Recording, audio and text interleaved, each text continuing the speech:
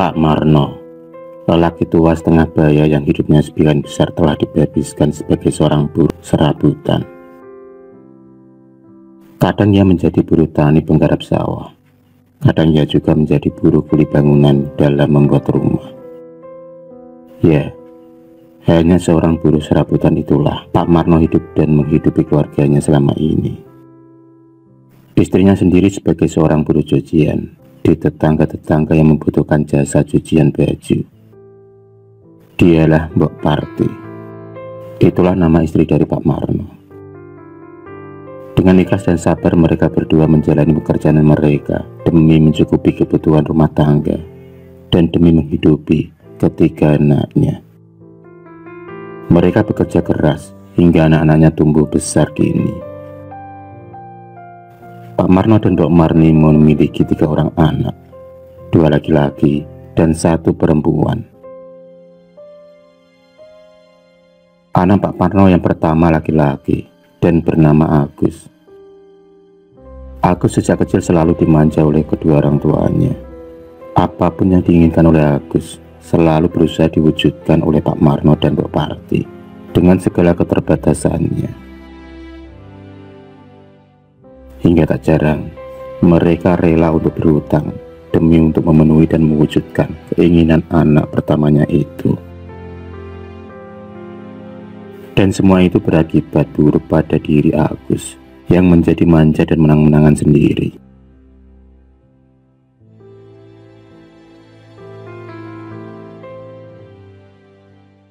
Agus semakin terjerumus dalam pergaulannya dan sering mabuk-mabukan dan berkelahi.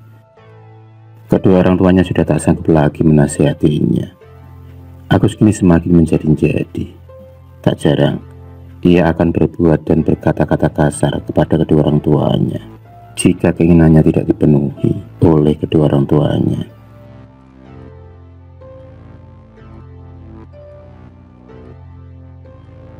Anak kedua Pak Marno dan Mbok Parti adalah perempuan. Namanya Larasati. Gadis manis dan cantik ini sangat sayang kepada kedua orang tuanya. Berbeda jauh dengan sifat dari Agus, kakaknya. Larasati yang selalu menghibur hati kedua orang tuanya dikala mereka gundah dan gelisah akibat dari ulah Agus, kakaknya. Larasati tumbuh menjadi seorang gadis yang cantik dan ramah, juga berbudi pekerti yang luhur. Yang ketiga, yang terakhir dari anak Pak Marno adalah Amir. Amir sendiri menjadi pemuda yang baik. Sejak usia 12 tahun, Amir sudah mondok di pondok pesantren di daerah di Situbondo. Amir suka mendalami ilmu agama di pondok pesantren, dan ia kini juga ikut membantu mengajar santri-santri baru di pondok pesantren milik Haji Sanusi. Setahun sekali Amir akan pulang untuk menjenguk kedua orang tuanya. Dan kepulangan Amir selalu ditunggu-tunggu oleh kedua orang tuanya dan juga Larasati adiknya.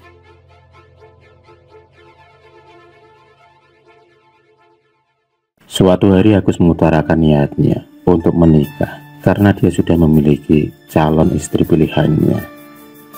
Tapi ternyata calon istri Agus ini yang bernama Yayu ini telah mengandung 4 bulan. Pak Marno dan Mbok Parti hanya bisa mengiyakan dan merestui niat dari Agus anaknya. Mereka berdua berharap dengan Agus menikah, sifat-sifatnya yang jelek akan sedikit berubah. Hanya itulah keinginan dari Pak Marno dan Mbok Parti.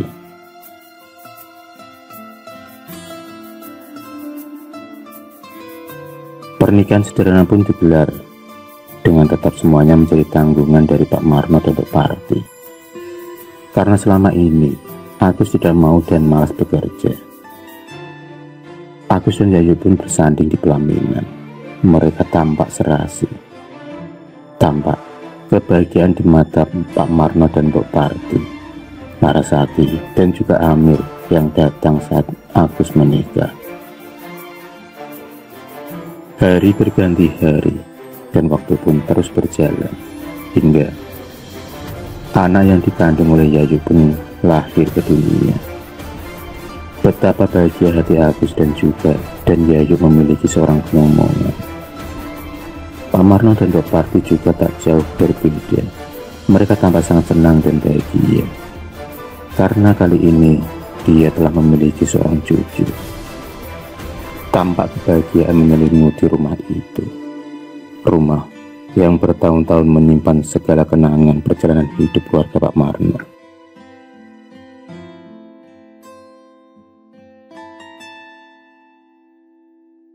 Setelah kelahiran anaknya dan usianya semakin bertambah, berangsur-angsur Agus pun mulai berubah. Kini, ia mulai mencari pekerjaan untuk biaya masa depannya.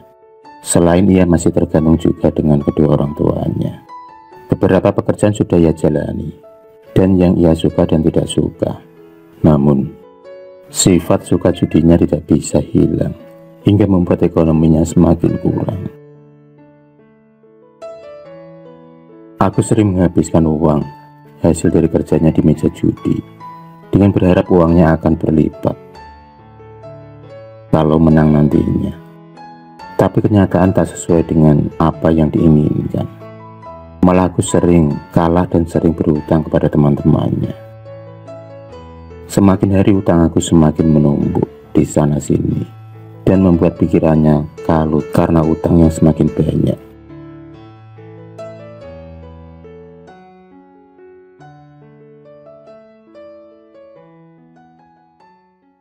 Suatu hari, Agus bertemu dengan Anton, teman lamanya. Mereka berdua bertemu secara kebetulan di sebuah warung. Saat itu, tampak Anton yang terlihat banyak mempunyai uang. Dan benar saja, Anton kini menjadi seorang yang kaya raya. Beberapa saat mereka mengobrol, dan Agus pun menceritakan segala kesulitannya kepada Anton. Dan Anton yang merasa kasihan kepada Agus kemudian mengatakan kepada Agus kalau ada jalan pintas untuk hidup menjadi orang kaya dengan waktu yang sangat singkat, yaitu dengan mengambil pesugihan.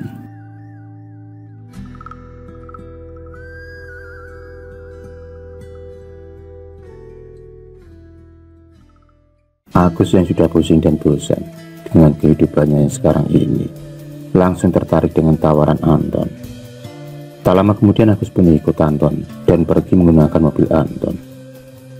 Mobil Anton pun meluncur untuk sampai ke lokasi tersebut, tempat di mana mencari pesugihan, yaitu di sebuah bukit di luar kota. Perjalanan pun ditempuh.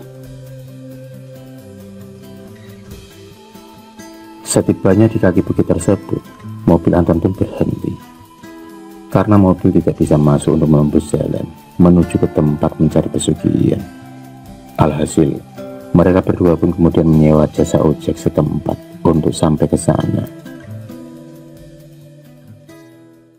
Melewati jalan yang menanjak dan terjal, dua sepeda motor pun beriringan melewati jalan di antara semak-semak dan pohon-pohon besar yang berada di kanan kirinya.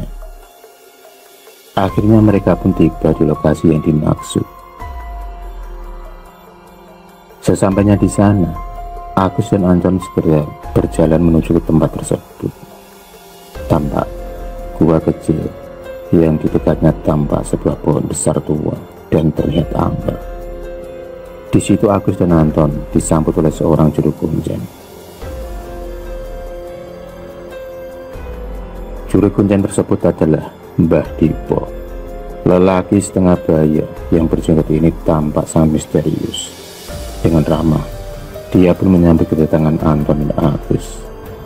Ia sudah paham betul dengan maksud dari para tamu-tamu yang datang ke tempat tersebut.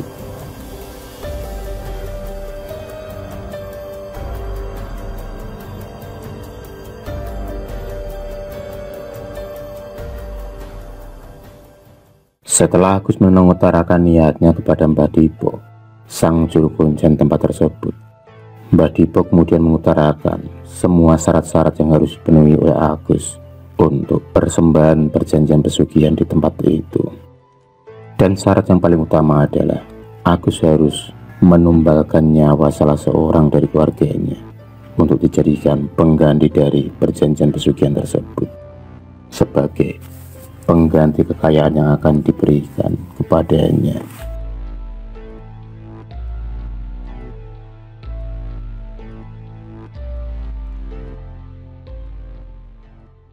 Sedikit kaget, Agus dibuat dengan syarat yang harus ia penuhi sebagai tumbal pesugihan.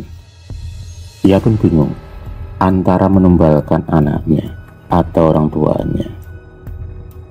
Dasar otak jahat, otak setan, sudah menghinggapi pikiran Agus. Ia malah tega untuk menumbalkan nyawa ayahnya untuk ditukar dengan pesugihan kekayaan di tempat itu. Ia pikir orang tuanya sudah tua dan sebentar lagi akan meninggal. Jadi nggak ada salahnya kalau orang tuanya lah yang ditumbalkan.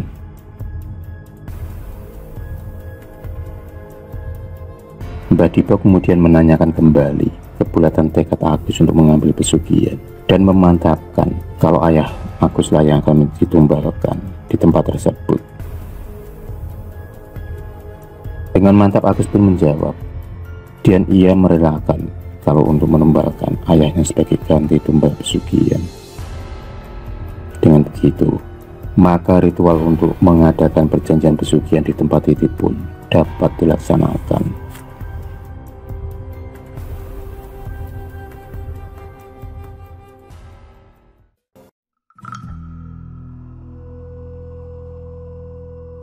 Mbah Dipo segera melaksanakan ritual.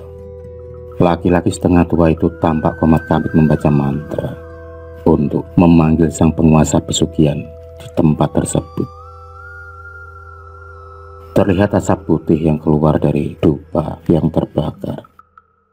Bau harum bunga mulai menyeruak menebar di sekeliling tempat tersebut.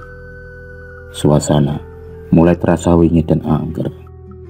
Udara seakan semakin terasa dingin dan menusuk tulang. Sejurus kemudian, tiba-tiba muncullah sesosok makhluk gaib penguasa tempat tersebut. Sosok makhluk tinggi besar, berperut gendut dan tampak menyeramkan. Sosok tersebut menatap tepat ke arah Agus, seperti tahu kalau Aguslah yang meminta pesugihan. Hai manusia, kamu akan terlibat dengan perjanjian pesugihanku. Terdengar suara yang berat dari sosok makhluk tersebut. Ritual sesajen dan perjanjian gaib pesugihan pun selesai. Mbah Dipo hanya berpesan kepada Agus agar selalu menyiapkan sesajen di malam yang telah ditentukan sebagai persembahan untuk sang penguasa pesugihan yang akan mendatangi rumah Agus untuk memberikan kekayaan yang telah dijanjikan dalam pesugihan tersebut yang telah mereka sepakati.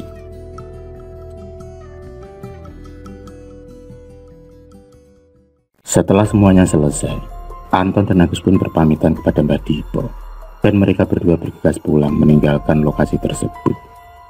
Masih sama dengan naik ojek yang telah mereka sewa sedari tadi. Mereka pun segera turun dari tempat tersebut. Kali ini perjalanan mereka terasa cepat untuk sampai ke bawah dengan menembus jalanan yang di kanan kirinya terdapat semak belukar dan pohon-pohon yang tinggi menjulang. Mobil Anton pun berjalan menyusuri jalan mengantar Agus untuk pulang ke rumahnya. Dalam perjalanan, Anton pun kemudian menjelaskan sekali lagi tentang pesugihan yang baru saja Agus puja. Dan Agus sendiri sudah paham dengan konsekuensi yang harus diterimanya dan keluarganya. Setelah menempuh perjalanan, maka sampailah mereka di rumah Agus. Sesampainya di rumah Agus, tampak beberapa warga yang berduyun-duyun datang ke rumah Pak Marno. Tampak raut muka mereka yang sedih. Ada perasaan galau yang tiba-tiba muncul dalam diri Agus. Tapi ini semua adalah mahar yang harus dibayar dengan menumbalkan ayahnya untuk mengambil pesugihan.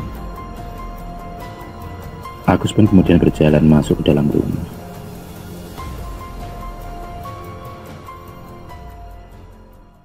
Pagi itu, sekitar pukul 10 pagi, jenazah Pak Marno diberangkatkan ke makam desa.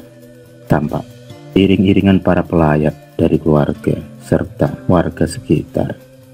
Mereka mengantar Pak Marno ke beristirahatnya yang terakhir. Mereka tidak tahu kalau sebenarnya Pak Marno menjadi korban dari tumbal pesugihan. Acara pemakaman pun berjalan lancar dengan isak tangis keluarga dan para tetangga.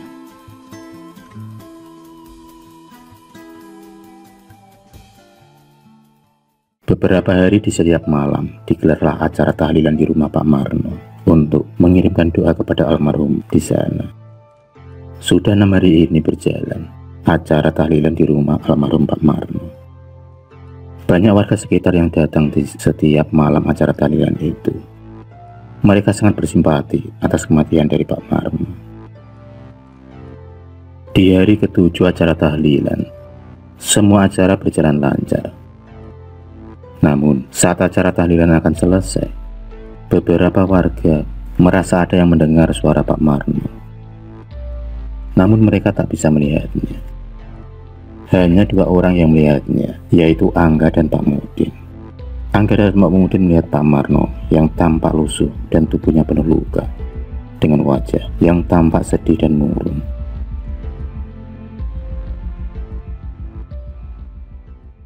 Waktu pun terus berjalan dan hari-hari pun berganti. Kini tiba-tiba Agus memiliki harta yang melimpah.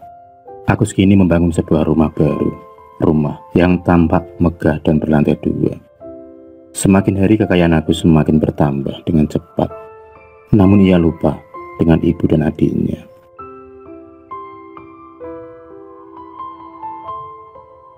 Larasati sendiri dan ibunya merasakan hal yang aneh semenjak kematian dari Pak Marno.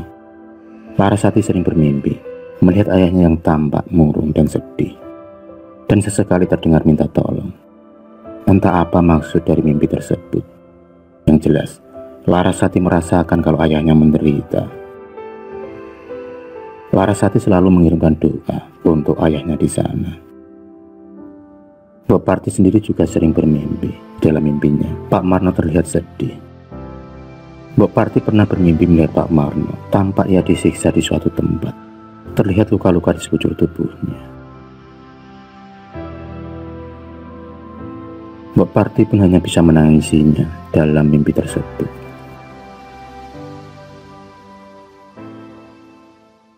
Beberapa warga mulai curiga dengan kekayaan Agus yang sangat cepat bertambah dalam waktu yang singkat. Sedangkan Agus sendiri tidak pernah terlihat bekerja yang mempunyai gaji yang banyak. Dan desas-desus itu pun kini beredar dan menjadi perbincangan di kalangan para warga. Agus pun semakin terlena dengan semua kekayaannya dan semua hartanya. Ia pun kini bertambah sombong, merasa paling kaya di desanya. Di dalam hatinya dan pikirannya hanya ada rasa ingin mengumpulkan dan menumpuk kekayaannya sebanyak-banyaknya. Ia tak sadar kalau harta itu telah membutakan mata hatinya. Selama ini Agus selalu menyiapkan sesaji dan ubur rampai untuk persembahan makhluk gaib pemberi pesugihan tersebut. Ia tak lupa juga menyiapkan semangkuk darah sebagai persembahannya. Dengan begitu, uang dan kekayaan pun akan mengalir dan tiba datang di rumah Agus. Tak heran kalau Agus semakin kaya dan kekayaannya pun semakin berlipat. Kekayaannya akan selalu datang dan datang setelah ritual persembahan pesugihan tersebut dilaksanakan.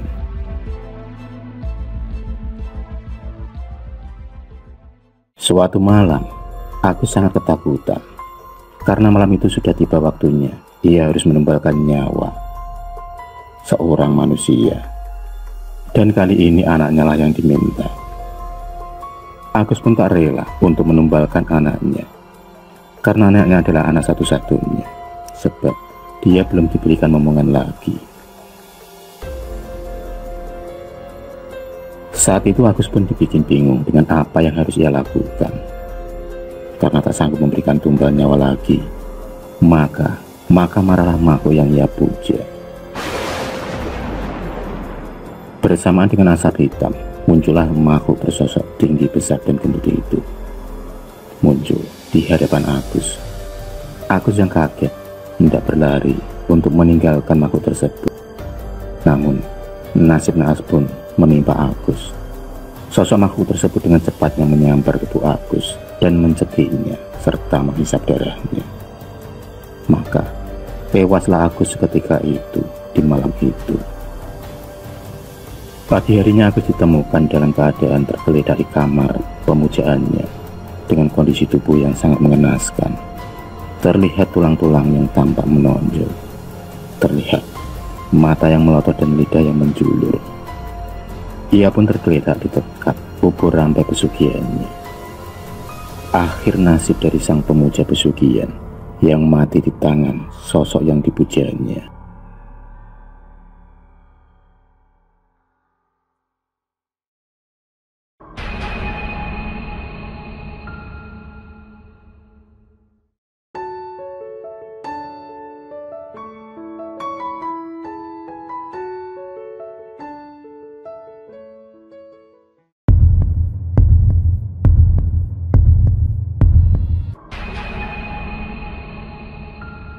Terima kasih sudah menonton video cerita bergambar ini. Klik subscribe untuk terus berlangganan video-video cerita bergambar selanjutnya. Semangat berkarya.